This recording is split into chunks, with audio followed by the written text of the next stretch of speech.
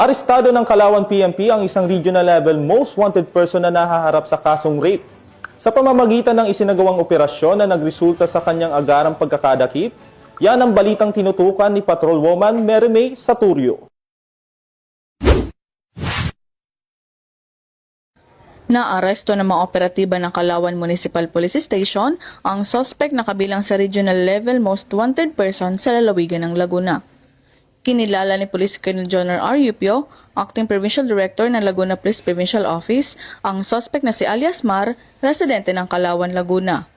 Sa bisa ng warrant of arrest, naaresto ang suspect para sa kasong qualified rape of a minor, 2 bilang na walang inirekomendang piyansa.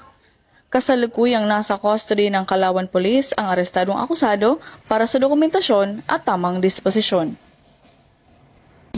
Mula rito sa Calabarzon, yung Police News Network Correspondent, Patrolwoman Mary May Saturio, alagad ng batas, tagataguyod ng Balitang Pulis.